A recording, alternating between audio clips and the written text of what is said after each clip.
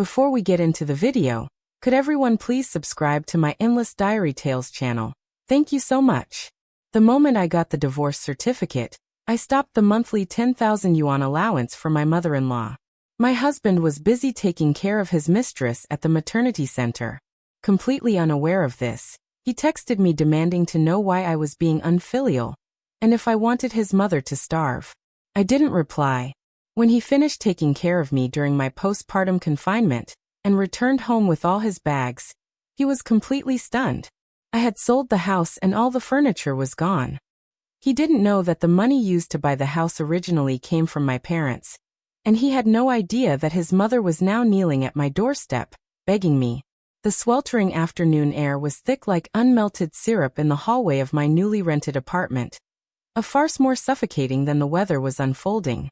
Sky Wang, my former mother-in-law, was kneeling in a textbook perfect posture at my doorstep, slapping her thighs as her wails pierced through the thin security door, echoing down the corridor. Damn you, Iris Lin, you heartless creature. What has our Jew family ever done to wrong you, that you would harm us like this? The son I worked so hard to raise has been ruined by you, you jinx. Her cries and curses drew the attention of the neighbors. Several doors quietly cracked open, and countless inquisitive eyes, like spotlights, focused on my tightly shut door, holding a freshly brewed cup of coffee. I walked to the door and peered through the peephole at the face twisted with agitation outside, without anger, without sorrow. My heart was as calm as an ancient well in late autumn. I even had the leisure to take a sip of coffee, savoring the bitter aroma spreading on my tongue. This was fast. I had anticipated it long ago.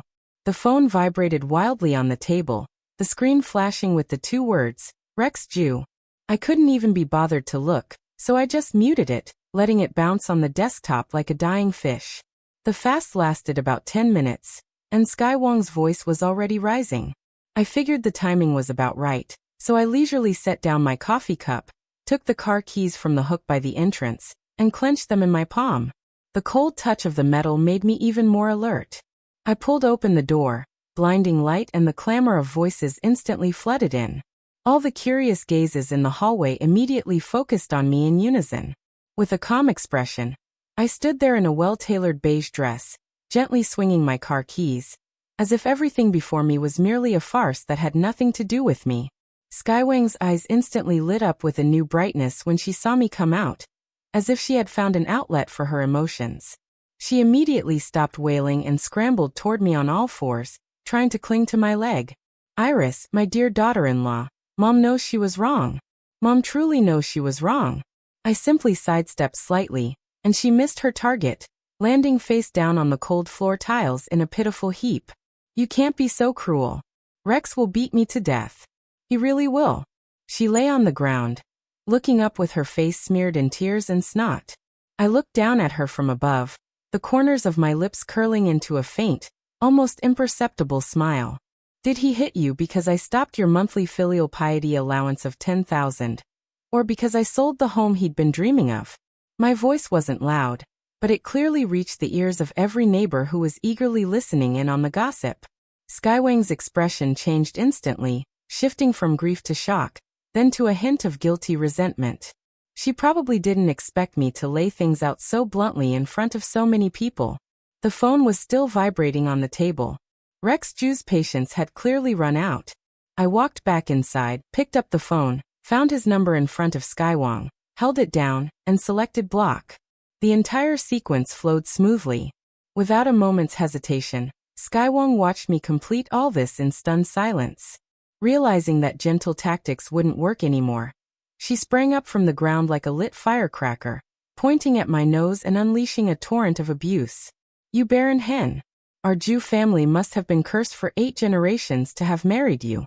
You eat our food and live under our roof. And now that you've grown wings, you want to kick us aside. Dream on. A thankless wretch like you deserves to be struck by lightning. A hen that can't lay eggs. These 6 words pierced my heart like a rusted nail in an instant.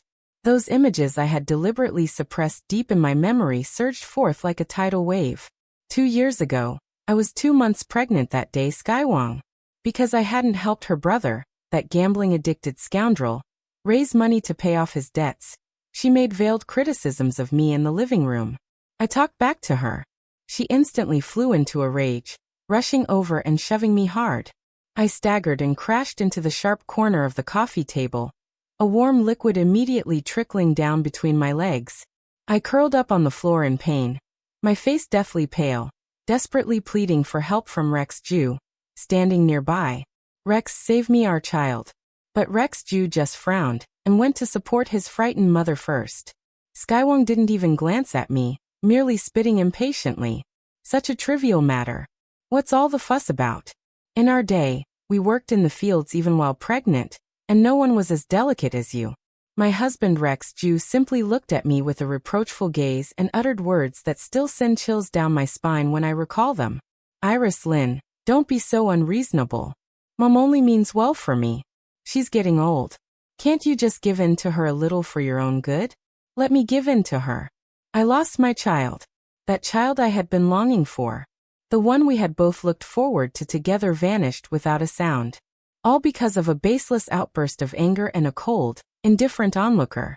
The day I left the hospital, the sky was gray. My heart was dead too. From that day on, I took off the mask that symbolized gentleness and virtue, and began secretly paving a way out for myself. The memories came to an abrupt halt. The last trace of warmth in my eyes vanished completely. I looked at Skywong, who was still throwing a tantrum before me. My voice was devoid of any emotion. Madam, if you're looking to stage an accident for compensation, you turn left at the intersection ahead. The police station is right there. They're the professionals. I turned to the onlooking neighbors and gave a slight bow. My apologies for the disturbance. With that, I prepared to close the door. At that moment, a screeching brake sound erupted downstairs. Immediately after came heavy and hurried footsteps, growing louder as they approached. Rex Jew had arrived. He charged up the stairs like an enraged bull. At a glance, he saw his mother kneeling on the floor, wailing in despair, and me, standing opposite her, cold as ice. Rage instantly consumed all his reason. Iris Lynn, you, he roared, raising his hand, and a massive slap came hurtling toward my face. The wind howled. The neighbors let out muffled exclamations. I didn't dodge, but merely took a subtle step back a second before I anticipated his palm would descend. His slap, carried by the wind, narrowly grazed past the tip of my nose. It fell through. The surrounding air seemed to freeze. Rex Jew stumbled and nearly fell from exerting too much force. He steadied himself, his eyes filled with shock at having missed me, and an even more overwhelming fury. I didn't give him a second chance. From the bag I carried with me, I took out that small red booklet, still slightly warm to the touch, and slowly unfolded it before his eyes. Divorce certificate. On it, our photos were placed side by side, yet forever separated by that cold steel seal in the middle. Mr. Jew, see clearly. My voice was calm, yet carried an undeniable force. We no longer have any relationship. If that slap of yours lands, the nature of this changes. That's called intentional harm. Rex Jew's gaze was fixed on the red divorce certificate, his pupils contracting sharply in shock. The expression on his face shifted within seconds from fury to bewilderment, then to absurd disbelief. Divorce certificate. You. When did you? He seemed to have all the strength drained from his body, his raised arm dropping weakly. While you were enjoying family bliss with your true love at the postpartum center. I stated the fact calmly, each word like a small hammer striking his fragile self-esteem. Iris Lynn, you set me up. After a brief moment of daze, an even fiercer rage erupted. He finally realized he had been played. He thought he had everything under control, but little did he know, I had already pulled the rug out from under him where he couldn't see. This house is our shared property. How dare you sell it? Spit the money back out. He roared like a trapped beast, lunging at me, aiming for the document folder in my hand. It contained all the documents related to the house. Skywong also snapped back to reality and immediately found the flames. Her voice was shrill and piercing. Son, hit her. Grab the property deed. The house is ours. What right does an outsider like her have to decide? Ours. I sneered. And just as Rex Jew's hand was about to touch me, I quickly pulled out my phone and dialed 110. At the same time, with my other hand, I activated the video recording function, aiming the camera at the disgraceful mother and son pair before me. Hello. Is this 110? I'm at XX building, XX apartment, XX community. Someone has broken into my home and is attempting robbery and assault. My voice was clear and calm, without a trace of trembling. Rex Ju froze in his tracks.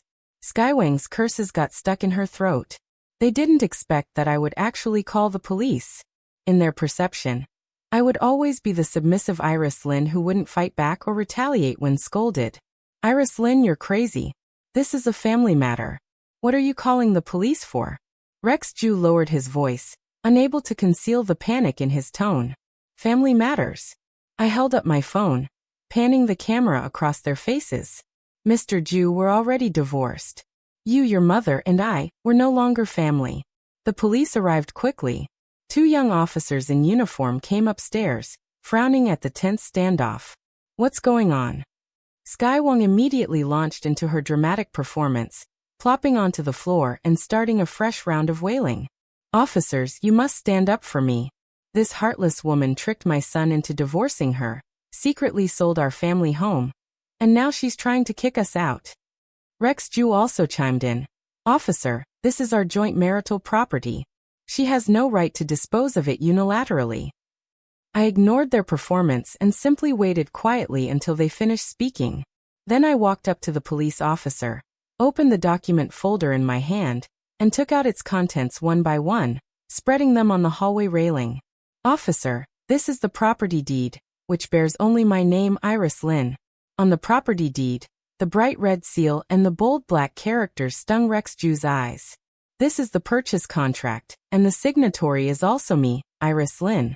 Here are my parents' bank transaction records, which clearly show that before the marriage, a one-time full payment of 12 million was transferred from my parents' account to the developer.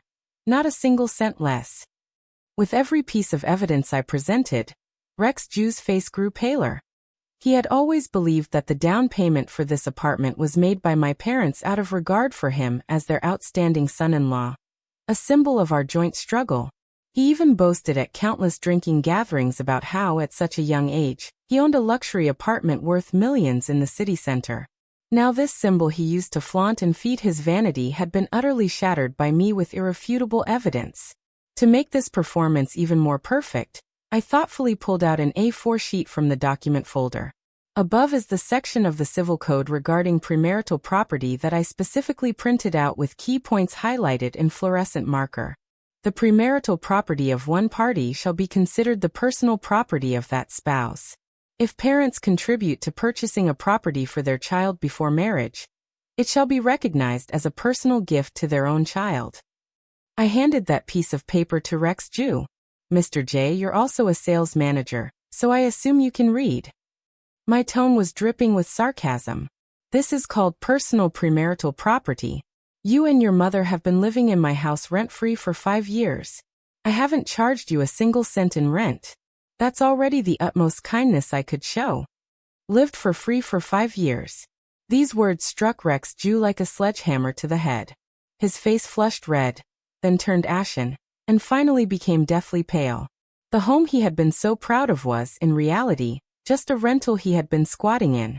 His so-called master status was nothing but a figment of his own imagination from start to finish. After reviewing all the evidence, the police glanced at Rex Ju and his mother, whose faces had turned ashen, and everything became clear to them. They sternly issued a verbal warning to Rex Ju and Skywang. This lady's property rights are very clear. Your actions have already constituted harassment. If there's a next time, we'll have no choice but to invite you to the station for a sit-down. Seeing the situation turning against her, and realizing the police wouldn't take her side, Skywang collapsed to the ground again, slapping her thighs. She resorted to her rural tantrum tactics, wailing about her miserable fate. What sin have I committed? I raised an ungrateful son, and married off to a venomous-hearted daughter-in-law. Why is my fate so bitter? The neighbors' gazes, initially curious, turned to disdain and mockery. Rex Ju stood there in a daze, muttering incessantly. Impossible. This can't be. You're lying to me. I couldn't be bothered to watch their clumsy performance any longer. I gathered all the documents and thanked the police officer. Just before closing the door, I glanced at Rex Jew's pale face and casually dropped another bombshell. Rex Jew, don't lose it just yet. This is just the beginning. You'd better think carefully while there's still time. Where exactly did the money come from for those Hermes bags you bought your so-called true love? With a loud bang, I shut the door, locking out all the wailing, curses, and despair. The world is finally peaceful. Inside the door lies a brand new, bright apartment. Outside the door, Rex Jew and Sky Wong stagger away under the neighbor's pointing fingers, looking utterly disheveled. I kick off my high heels and step barefoot onto the slightly cool wooden floor, enveloped in an unprecedented sense of relief. On the living room sofa sat a woman dressed in a sharp suit, elegantly swirling a glass of red wine in her hand. It was my best friend, Lawyer Jiang. Well done. She raised her glass toward me, her eyes filled with undisguised admiration. I walked over, poured myself a glass as well, and lightly clinked it with hers. The crisp sound of glass touching glass was like the prelude to victory. I could hear it all the way downstairs. Your ex-mother-in-law's voice could really qualify for a soprano, Lawyer Jiang teased. I took a sip of the red wine, the spicy liquid sliding down my throat, bringing a hint of burning warmth. That's all she's capable of. But next, it's time to expose the ticking bomb in his company. Lawyer Jiang put away his joking demeanor and turned serious. Is all the evidence ready? Foolproof, I nodded. For this day, I've been preparing for a full 2 years. Every instance of Rex embezzling public funds, every forged contract, I quietly photocopied, archived, and organized them all clearly. He thought he was flawless. But he didn't know that the most docile person by his side was silently weaving an inescapable net around him. Just then, my phone rang abruptly. It was an unfamiliar number. I frowned and glanced at Lawyer Jiang. She gestured for me to answer, and then pointed to the speakerphone button. I swiped to answer and pressed the speakerphone. From the other end of the line came a sweet, tearful female voice. It was that other woman, Such Ching. Hello, is this Sister Iris Lin? I didn't speak, quietly listening to her performance. Sister, I know you and Rex had a falling out. And I know you must really hate me in your heart. But Rex truly loves me, and he loves our baby too. We can't live without him. If the house is gone, we can work hard to buy another one. If the money is gone, we can earn it again. Could you please stop pressuring him? He's been under so much stress lately, and it breaks my heart to see him like this. Her voice was weak and fragile, every word dripping with kindness and consideration, as if I were the aggressive villain disrupting their true love. 2 years ago, hearing these words might have made me tremble with anger, but now I just find it laughable. I even laughed out loud. On the other end of the phone, Suching paused, her sobbing also stopping abruptly. Sister, what are you laughing at? I'm laughing at your naivety. I picked up the wine glass and took another sip, my voice laced with a hint of lazy mockery. Miss Sue, may I ask in what capacity are you saying these words to me now? Is this Mrs. J? Oh, I forgot. This seat is vacant now, but I deliberately drew out my tone. Are you sure you can sit firmly in it? Suching was left speechless by my barrage of questions, probably not expecting me to be so direct.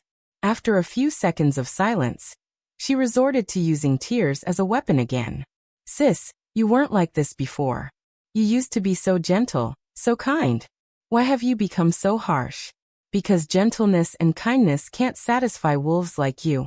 I couldn't be bothered to waste any more words on her, and hung up the phone directly. I shrugged at Lawyer Jiang.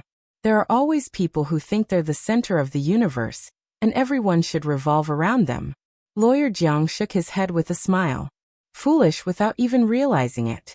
Meanwhile, in an old residential district dozens of kilometers away, Rex Jew, who had just been drowned in the neighbor's spittle and exhausted by his mother's hysterical crying, was irritably grabbing his hair. His phone let out a ding at that moment. It was a text message from the personal number of his company's CFO, Rex Jew, regarding the $200 client advance payment you handled last month. The client just called to deny this transaction.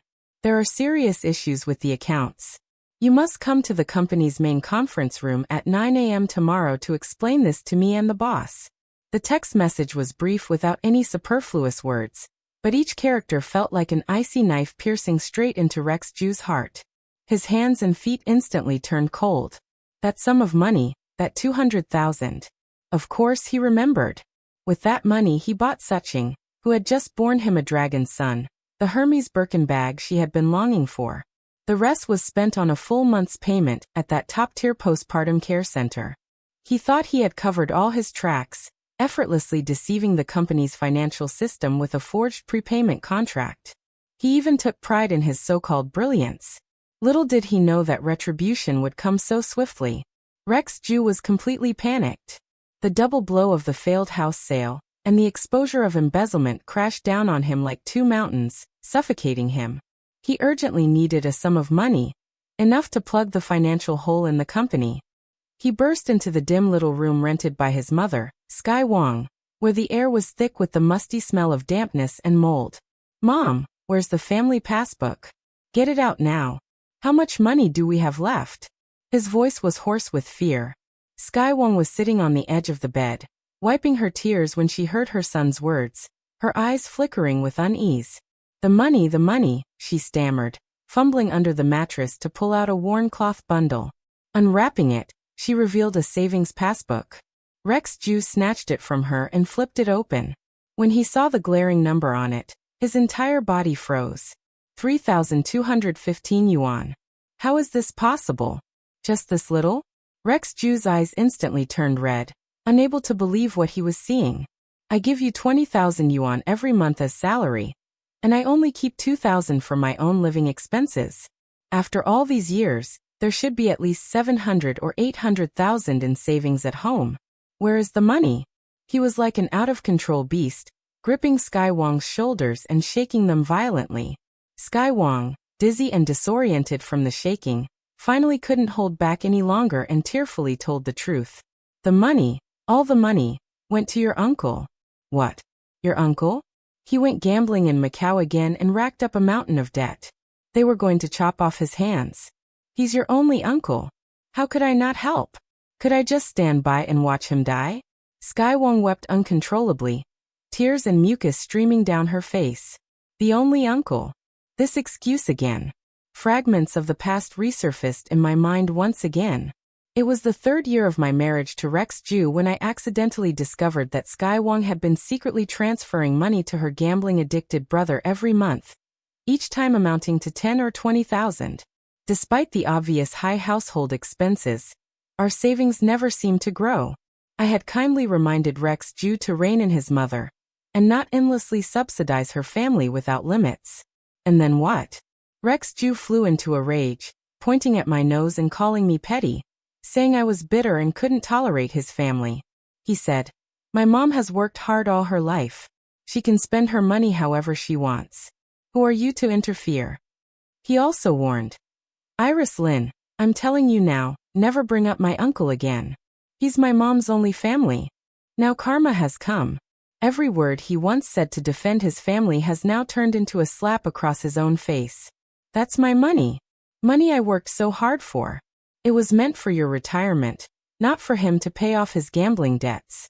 For the first time, Rex Jew let out a hysterical scream at his mother, whom he had always obeyed without question.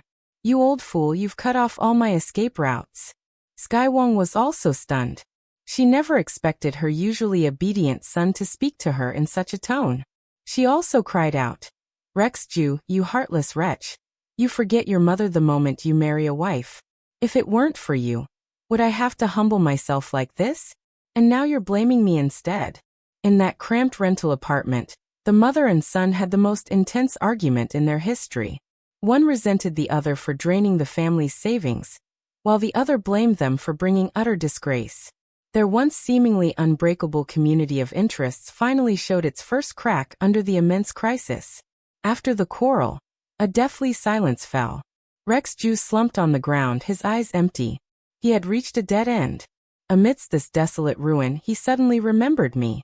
He remembered the me who once obeyed his every word, treating his utterances as divine decrees.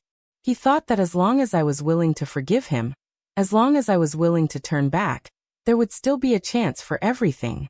After all, my parents were so wealthy and doted on me so much. If I just said the word, forget about 20,000, even 2 million.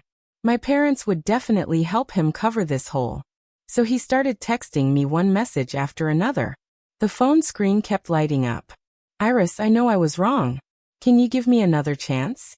Iris, do you remember where we first met under that big banyan tree? You were wearing a white dress. I knew right then that you were the girl I wanted to marry in this lifetime.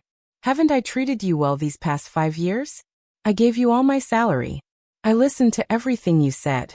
How could you be so heartless, Iris? If you just come back, I'll break it off with such Ching immediately. I swear from now on, I'll only be good to you. I stared at these affectionate messages with an expressionless face, feeling waves of nausea. These cheap, sweet words might have moved me to tears in the past, but now they're worse than garbage in my eyes. I didn't reply. I just silently took screenshots of every message he sent, then packed and organized them neatly. I clicked on Saching's WeChat profile picture, the one where she was holding her child, smiling with pure happiness. I sent her all those screenshots one by one. Finally, I thoughtfully added a caption. Look, this is the man you love. As soon as something goes wrong, he immediately turns back to beg his ex-wife for mercy. Miss Sue, how are you finding that Hermes bag comfortable to carry? Send. After finishing all this, I tossed my phone aside. He raised his glass and downed the remaining red wine in one gulp. The show is about to begin. The next day, Rex Jew reluctantly went to the office. He hadn't slept all night. His eyes were bloodshot, and he looked as haggard as a frostbitten eggplant. He held on to a glimmer of hope. Perhaps the CFO had made a mistake. Maybe there was still a chance to turn things around when he pushed open the door to the large conference room. All his illusions were shattered in an instant. 3 people were seated in the conference room. The company's boss, a middle-aged man nearing 50 with an imposing presence that commands respect without anger. The CFO, a woman with gold-rimmed glasses and a stern expression. And the head of the company's legal department, a setup resembling a 3-way interrogation. On the long conference table, there were no teacups, only a thick stack of documents. Rex Jew's legs instantly went weak. Rex Jew, have a seat. The boss's tone betrayed no emotion.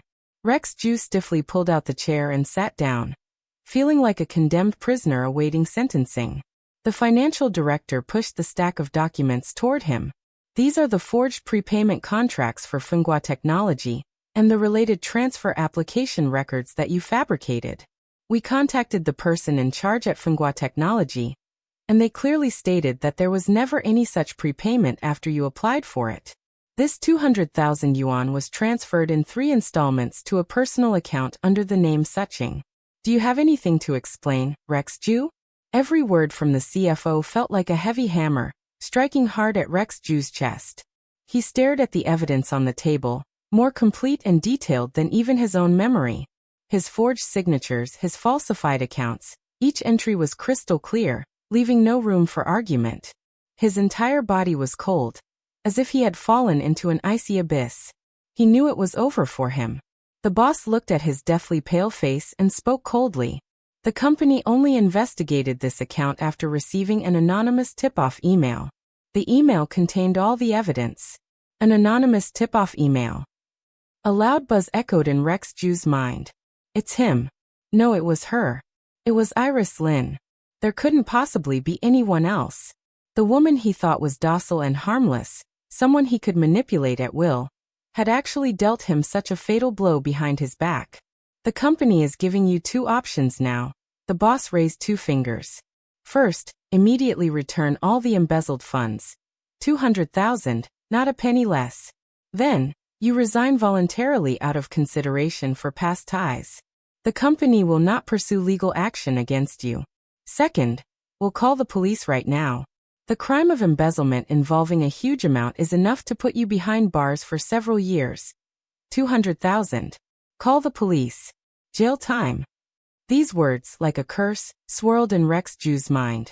Where would he get 200,000 right now? He couldn't even scrape together 2,000 from head to toe.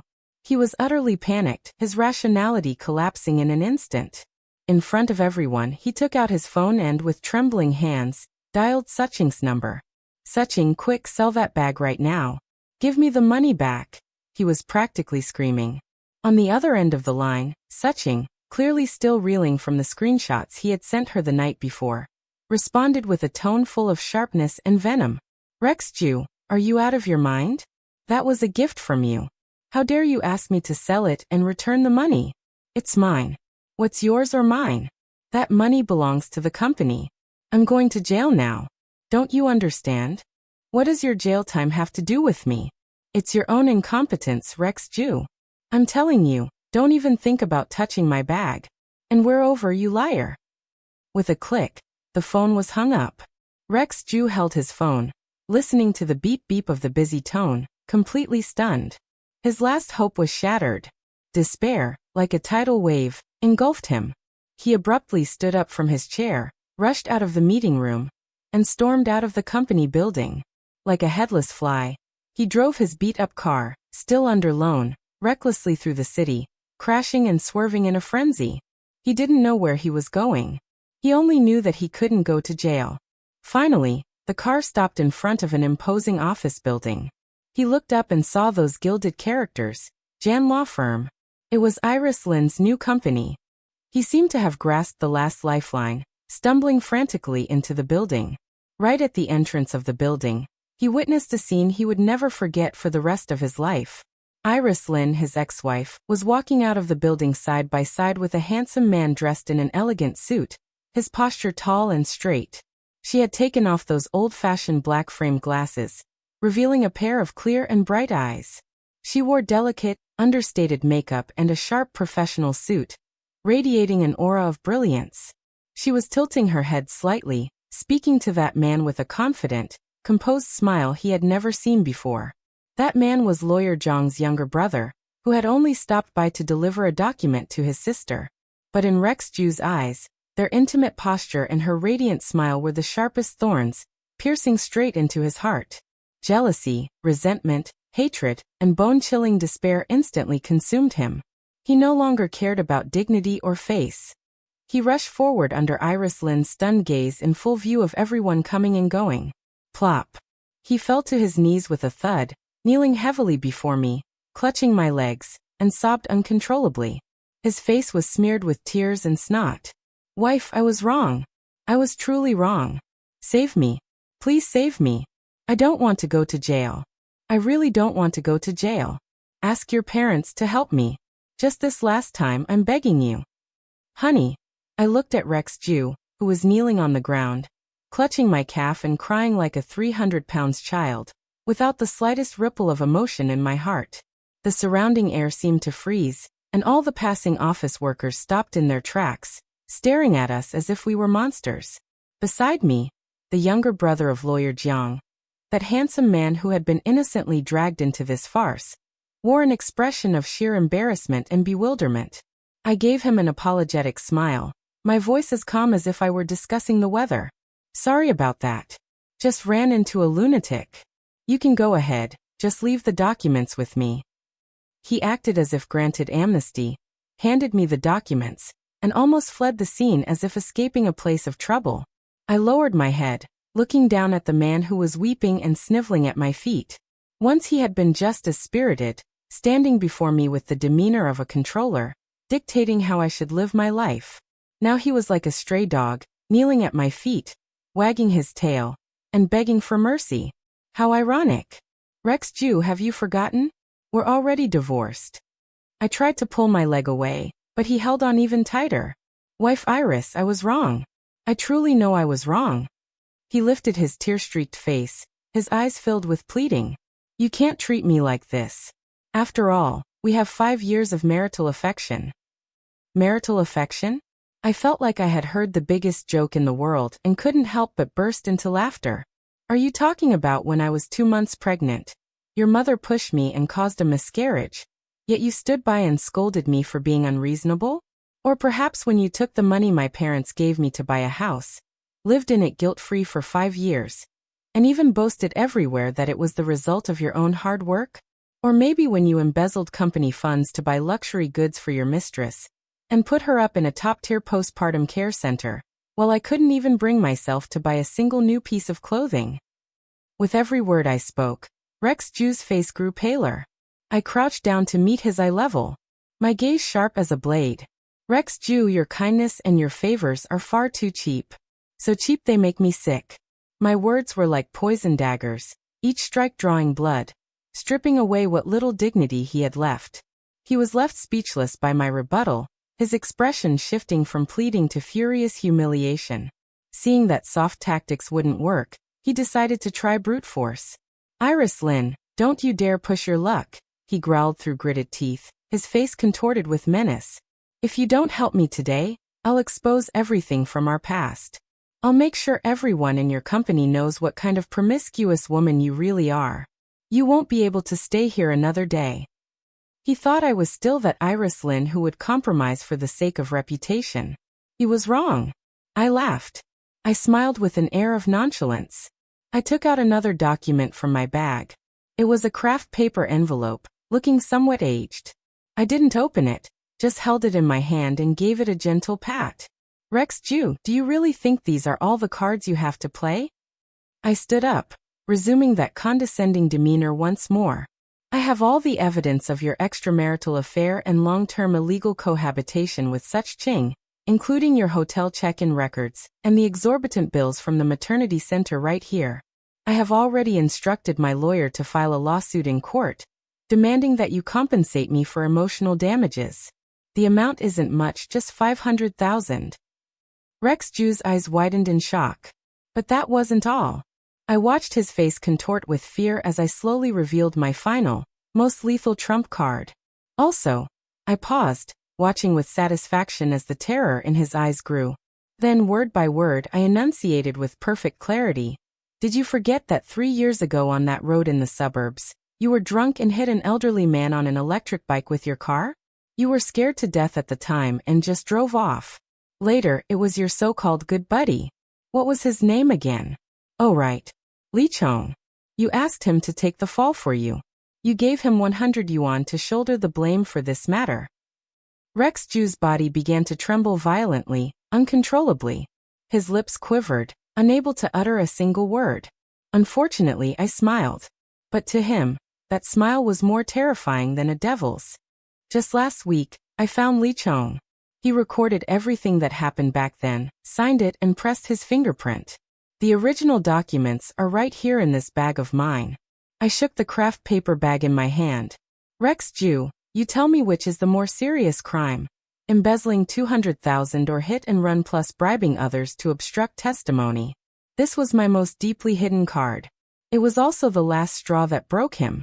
Rex Jew's gaze shifted from terror to shock and finally to a lifeless gray.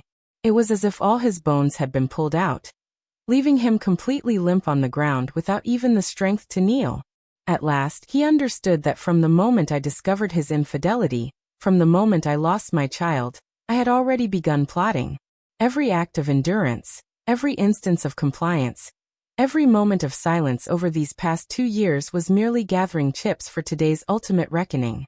I didn't spare him another glance. I turned and walked away, my high heels clicking decisively as I strode through the office building's entrance without looking back.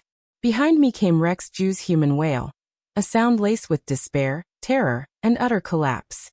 To me, that sound was the most beautiful symphony in the world. Rex Jew was completely finished. The company immediately reported him to the police for embezzlement, along with the additional serious charges of hit and run and witness tampering. The combined penalties would ensure a long prison sentence awaited him.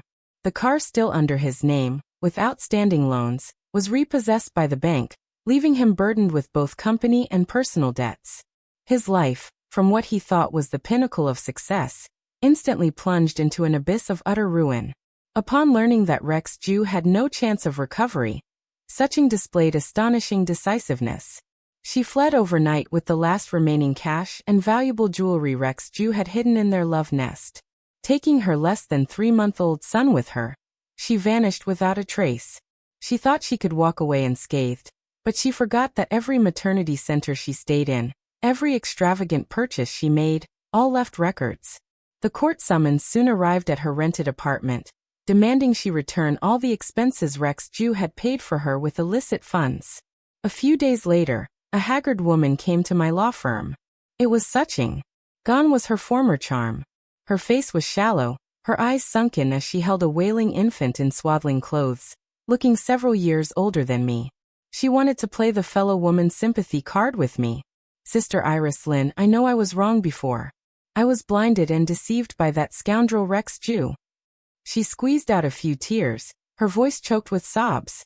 I have nothing left now, and I have to raise the child alone. I really don't know what to do. Please, for the sake of the innocent baby, let me go as long as you're willing to drop the lawsuit. I'll do anything. She even gave me a suggestive look, as if to say that if I was willing, she could let me raise the child. I looked at the baby in her arms, crying incessantly from hunger, its tiny wrinkled face so much like Rex Jew's. For a moment, my heart ached sharply. I thought of my own child, the one I never got to meet. But that fleeting emotion was quickly suppressed. I looked at Su Qing, my gaze devoid of any warmth. You've got the wrong person. Your path was chosen by you. Your ending should also be borne by you. I'm not here to run a charity. Su Qing, seeing that I wasn't falling for her trap, finally dropped her last pretense and began to hurl abuse. Iris Lynn, you venomous woman. You destroyed Rex Jew, and now you're coming for me. You'll get what's coming to you. I couldn't be bothered to argue with her, and simply pressed the intercom. Security, there's someone causing a disturbance here. Please come up and handle it. Soon 2 tall security guards escorted away the unruly Miss Su. This was far from over. With no way out, Su Qing actually sought out Sky Wang. One was fighting over the meager remnants of Rex Jew's seized assets, while the other blamed all the responsibility for her son's imprisonment squarely on the other party. 2 women who were once, to some extent, allies ended up in a violent brawl over a few $1,000s and some old pieces of jewelry in that shabby rented apartment. It is said that their fight spilled from inside the apartment to the outside, with their hair and clothes torn into disarray. Eventually, neighbors called the police, and both were taken to the station. At the police station, Sky Wang pointed at Su Qing's nose, calling her a home-wrecking vixen who had seduced her son, leading to the Jew family's ruin. Su Qing, hands on her hips, fired back, accusing Sky Wang of being a greedy old vampire who had drained Rex Jew dry, pushing him onto the path of crime. This dog-eat-dog fight quickly became the biggest joke among the neighbors during their casual chats. When lawyer Jiang told me these stories as jokes, I was handling a new pro bono case. I just smiled faintly without making any comment. Watching them turn against each other and tear into one another was far more satisfying than taking action myself. This bloodless victory is all the more brilliant. Rex Jew's case has been decided. Multiple sentences combined, 8 years of fixed-term imprisonment. The day before being sent to prison to serve his sentence, he applied through his lawyer to see me one last time. I hesitated for a moment but still went. It wasn't for him. I just wanted to personally put an end to this miserable chapter of the past. The visitation room was cold and oppressive. We were separated by a thick layer of bulletproof glass, speaking through telephone receivers. He was dressed in gray prison garb, his hair shaved to a crew cut, and he looked at least 10 years older than his actual age. The arrogance, shrewdness, and scheming in his eyes were all gone, replaced only by a lifeless, ashen dullness. When he saw me, he picked up the phone, his lips moving slightly before finally uttering a hoarse voice after a long pause. "You're here." "HM." I responded calmly. He seemed taken aback by my composure, pausing for a moment before letting out a bitter laugh. "Iris, I've wronged you." Tears streamed down his face, the kind that come too late, genuine tears of remorse. If only time could turn back, I would never have. He began to ramble on, talking about when we first met, about our wedding vows, about how he was gradually consumed by vanity and greed, step by step, until he reached this point today. This was the first time he had ever been so honest in dissecting himself. I listened quietly without interrupting him. His confession, his apology, held no meaning for me anymore. Once harm is done, it can never be erased. Belated affection is cheaper than grass. When he finally finished speaking, the room fell into a long silence. He looked at me with hopeful and pleading eyes, as if waiting for my forgiveness. I looked at him and slowly picked up the telephone receiver. My heart was calm and undisturbed. I only said one thing. Rex Jew, the day I had the miscarriage, it hurt a lot too. After saying that, I didn't wait for his response and hung up the phone directly, then stood up. Through that cold glass, I saw him freeze completely, the color draining from his face in an instant, his expression of pain frozen in place. I didn't look back again. I turned around and walked out of that oppressive visitation hall. Step by step, when I stood in the sunlight again, I took a deep breath. The air carried the scent of grass and soil. I felt as though the massive boulder that had weighed on my heart for years had finally been lifted completely. Unprecedented ease. The dust has settled. Kai Wang completely lost her financial support and emotional pillar when her only son was imprisoned, and her health collapsed immediately. She was evicted by her landlord and had no choice but to return in disgrace to her rural hometown. It is said that she curses me and Su Qing at the village entrance every day, telling anyone who will listen about her miserable fate. But the villagers have already heard about her affairs with Rex Jew, and no one sympathizes with her anymore. The court ultimately ruled that Rex Jew must compensate me with 500 yuan for emotional damages, although he is now penniless. This debt will follow him forever like a brand, with the money from selling that apartment and my savings over the years. I officially became a partner at Lawyer Zhang's firm by investing in it. Together, we established a new department dedicated to providing free legal support to women who have been harmed in marriage and need legal assistance, but cannot afford high attorney fees. I took off those black-framed glasses I had worn for many years, switched to a more professional outfit, and devoted all my energy to my new career. The first pro bono case I took on involved a young girl who had suffered long-term domestic violence from her husband and was facing malicious property transfer during their divorce. The first time I met her, she was curled up in a corner, her eyes timid and her whole body trembling like a frightened thorn. Looking at her, I felt as if I were seeing myself from 2 years ago. I used my professional knowledge to help her gather evidence and draft the lawsuit. I used my personal experience to encourage her, telling her that she was not at fault. The abuser was. I told her that the law was her most powerful weapon, and she needed to learn how to wield it to protect herself and reclaim everything that was rightfully hers. The lawsuit proceeded smoothly. In the end, the court ruled in favor of the divorce, and the girl not only received her fair share of the property, but also successfully applied for a personal safety protection order. On the day of the verdict, the girl hugged me tightly outside the courthouse, crying and saying, "Sister Lin, thank you. Really thank you. You gave me the courage to live again." At that moment, I felt an unprecedented sense of fulfillment. This fulfillment was far deeper and more meaningful than seeing Rex Jew kneeling before me. I stood by the floor-to-ceiling window of the law firm, gazing down at the bustling city traffic below. My phone pinged. It was a travel photo my parents had sent from Switzerland. In the photo, they stood beneath the snow-capped mountains, beaming with joy, as happy as 2 children. My new life wasn't just for myself, but for all who love me and those who need my help. The abyss of the past did not consume me. Now it has become the firmest foundation beneath my feet, allowing me to stand taller and see farther.